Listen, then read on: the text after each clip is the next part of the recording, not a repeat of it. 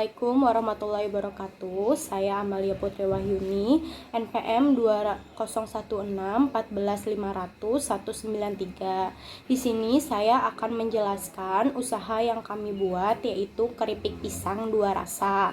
Keripik pisang dua rasa yaitu rasa stroberi dan rasa coklat.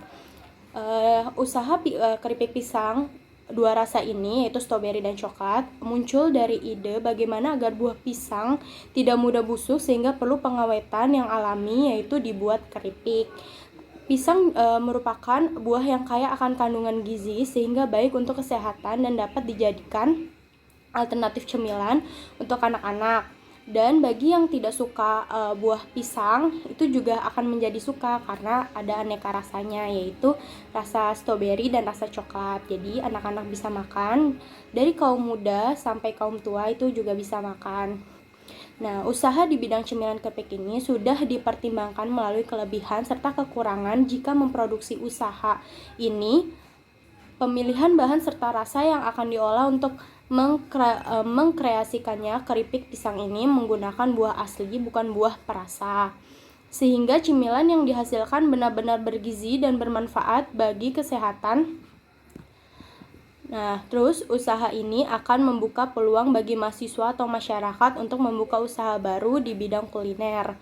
Jadi bagi kaum mahasiswa yang belum memiliki pekerjaan juga dapat menjual keripik pisang ini karena ini modalnya tidak terlalu besar dan insya Allah laku di dunia pasaran karena semua orang pasti suka sama cemilan, dan cemilan keripik pisang ini sangat bermanfaat bagi tubuh.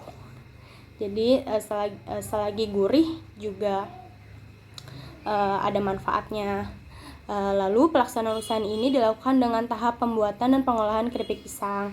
Selain itu dilakukan riset harga pasar dan pemasaran produk. Kemudian merinci perhitungan biaya dari mulai perhitungan bahan, habis pakai, peralatan tetap, serta biaya lain-lain.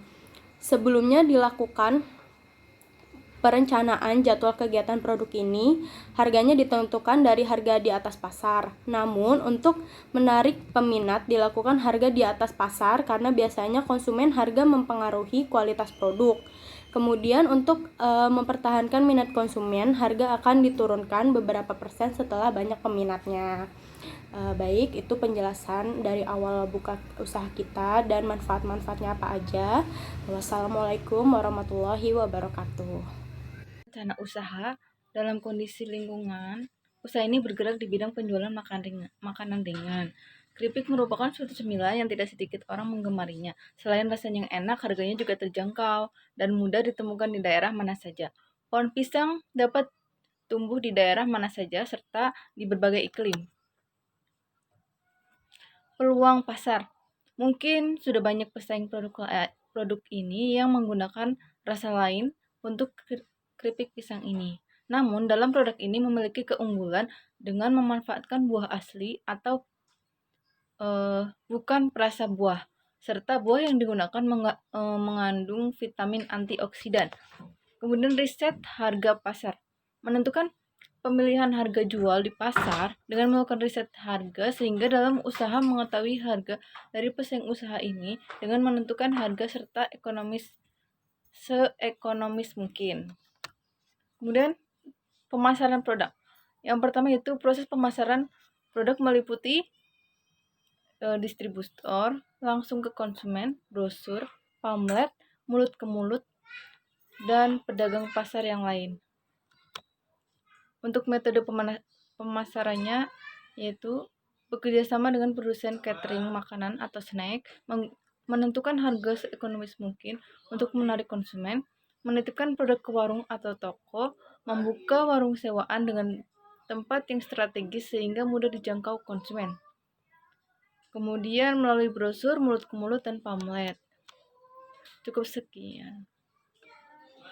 Itu saya Dini Mauti Rizky, NPM 1238. Di sini saya akan menjelaskan dalam menjalankan usaha keripik pisang dua rasa terbagi menjadi 3 tahap. Yang pertama, tahap pertama itu saya akan menjelaskan alat dan bahan yang akan digunakan. Di sini ada baskom, pisau, penggorengan, kantong plastik, lilin untuk perekat kantong plastik, koran, serbet, spatula, alat untuk menggoreng, dan kompor gas. Bahan untuk keripik pisangnya ini ada pisang tua, minyak goreng, dan garam secukupnya. Bahan untuk selai stroberinya, stroberi dan gula pasir. Bahan untuk selai coklatnya ada coklat, susu cair, coklat, dan mentega. Ya, langkah-langkah pembuatan keripik pisang itu: jemur pisang selama 7 jam, lalu dikupas, iris tipis-tipis pisangnya, siapkan minyak yang telah dibumbui garam, kemudian panaskan minyaknya. Penggorengan dilakukan sekitar 5-7 menit. Angkat keripik setelah berubah warna menjadi agak kecoklatan. Tiriskan pisang yang telah tiriskan pisang yang telah matang. Ya, di sini saya akan menjelaskan pembuatan selai stroberi, yaitu siapkan gula dan stroberi yang sudah dicuci bersih, masukkan potongan stroberi ke dalam wajan yang telah ditambahkan gula tanpa ditambah air karena buah tersebut sudah mengeluarkan air. Aduk hingga rata, masak dengan api sedang sekitar 20-25 menit.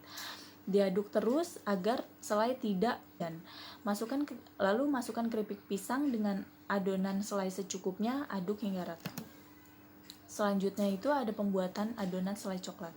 Yang pertama, gerus coklat sampai halus. Yang kedua, panaskan mentega sampai cair, kemudian masukkan susu cair, panaskan sampai mendidih sambil diaduk terus. Yang keempat itu segera siramkan ke atas coklat, aduk sampai coklat meleleh rata. Ya, yang kedua itu saya akan menjelaskan riset harga pasar, yaitu menentukan pilihan harga jual di pasar dengan melakukan riset harga, sehingga dalam usaha mengetahui harga dari pesaing usaha ini dengan menentukan harga secara seekonomis mungkin. Ya, yang ketiga itu saya akan menjelaskan pemasaran produknya, yaitu melalui distributor, langsung ke konsumen, brosur, pamflet, mulut ke mulut, pedagang pasar yang akan dituju. Terus metode pemasarannya untuk keripik keripik pisang dua rasa ini menggunakan cara bekerja sama dengan produsen catering makanan atau snack, menentukan harga seekonomis mungkin untuk menarik konsumen, menitipkan produk ke warung atau ke toko-toko, membuka warung sewaan dengan tempat yang strategis sehingga mudah dijangkau oleh konsumen. Sekian dari saya, terima kasih. Assalamualaikum warahmatullahi wabarakatuh. Baik. Assalamualaikum warahmatullahi wabarakatuh. Ya, semoga sehat semua. Di sini saya dari kelompok kewirausahaan, saya akan menjelaskan tentang bab 4, yang dimana bab 1, bab 2, bab 3 diterangkan oleh teman-teman saya. Sebelumnya kita perkenalkan diri. Nama saya Imran Sadi, NPM 2016 1430 0090. Di sini langsung saja kita bahas tentang bab 4, dimana tentang biaya penjualan ataupun perjalanan atau anggaran biaya. Nah, di sini setiap kita membuka usaha, dimana kita harus punya anggaran biaya. Anggaran biaya ini berfungsi untuk menata apa aja yang kita perlukan agar tidak terjadi kelebihan biaya ataupun biaya meningkat melonjak tanpa diperkirakan. Baik, langsung saja. Sini ada beberapa biaya yang harus dikeluarkan dalam produksi kami tentang keripik pisang yang rasa stroberi maupun rasa coklat. Di sini ada pembelian barang, itu anggarannya kisaran 4.176.000. Ada lagi bahan-bahan habis pakai, itu anggaran kisaran 4 juta rupiah. Ada lagi anggaran perjalanan, di sini kisaran 1.550.000, dan ada biaya lain di sini ada 800.000 rupiah. Nah, di sini kita membuat produksi barang itu jadwal dalam proses prosesnya ada kisaran 5 bulan. Nah, di sini ada dari rincian yang tadi saya sebutkan, rinciannya ada antara lain ada biaya peralatan penunjang. Nah, biaya penunjang itu antara lain baskom, ada pisau, ada tampah, ada kompor gas, ada ember, lemari, dan lain-lain. Itu kisaran tadi budgetnya anggarannya 4.176.000. Di sini ada lagi bahan habis pakai, itu anggaran kisaran 4 juta antara lain.